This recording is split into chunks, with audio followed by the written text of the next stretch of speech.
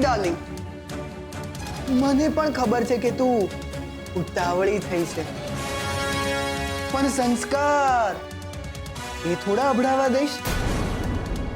એટલે ડાહી ડમરી સંસ્કારી થઈને આ ફોર્મ પર સાઈન કરી નાખ. શેનું ફોર્મ છે? લગ્નનું. રજિસ્ટર મેરેજ કરવાના હોય તો ફોર્મ તો ભરવું પડે ને, સાઈન તો કરવી પડે ને. સાઈન કર્યા પછી સીધા આપણે બેડરૂમમાં. એમ? બેડરૂમમાં? તારે મારી આમાં સાઈન જોઈએ છે?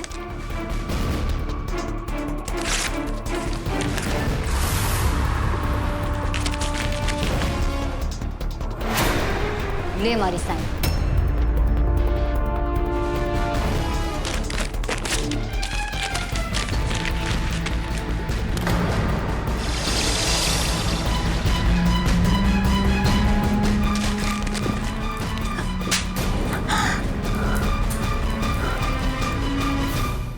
સમજતી નથી? પ્રેમની ભાષા નથી સમજાતી? અરે અહીંયા ભૂખી તરસી મરી જઈશ ને તોય કોઈને ખબર નહીં પડે.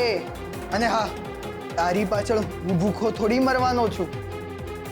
સુહાગરાત તો કરવાની છે ને, એટલે બદામ વાળું દૂધ તો પીવું પડશે ને.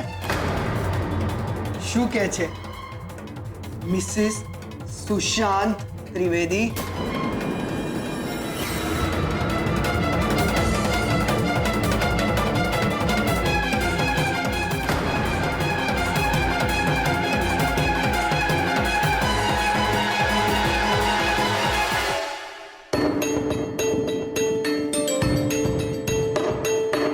મને નથી લાગતું કે સુશાંત મને સહેલાઈથી જવા દે.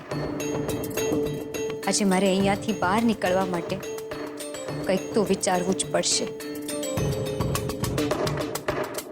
સુશાંતની નજરની સામે રહીશ તો એ બડબડ કરતો રહેશે, મારતો રહેશે, અને હું વિચારી નહીં શકું શું કરું,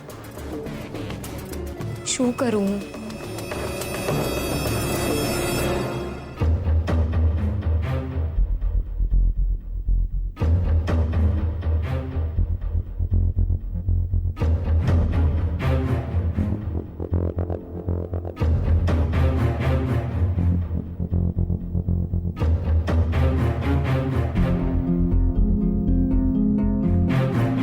ક્યાં જઈ રહી છે?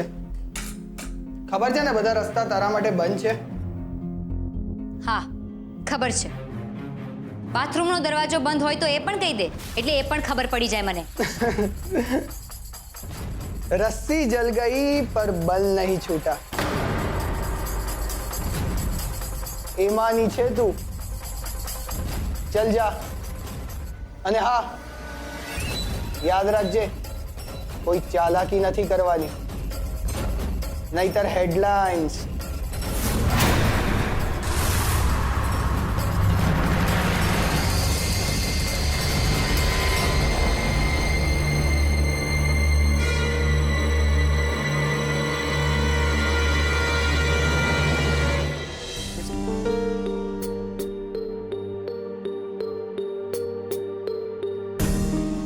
સેજલ દીદી, આપણે શું આમ જ ઘરમાં બેઠા રહીશું? ચાલો ને આપણે પણ કિંજલને શોધવા જઈએ. ના બીજલ, પપ્પાએ અને રૂપેશે ચોખ્ખું કીધું છે કે ઘરે જ રહેજો. પપ્પા એકદમ નિરાશ થઈ ગયા છે અને ડરી પણ ગયા છે. કિંજલથી તો બહુ જ નારાજ છે, કારણ કે એ ટ્રેનમાં ના બેઠી. હવે આપણે પણ આમ ઘરમાંથી ચાલી નીકળશું તો એમને એમ થશે કે આપણે કોઈ એમનું સાંભળતા જ નથી. તો પછી આપણને કિંજલની ખબર કેવી રીતે મળશે? કિંજલ મળી ના મળી? એક કામ કરો ને, તમે રૂપેશજીને ફોન કરીને પૂછો ને. એના કરતા પપ્પાને જ ફોન કરો. એમના મનની વાત જે રૂપેશની સાથે શેર નહીં કરી શકતા હોય એ મને કહેશે ને.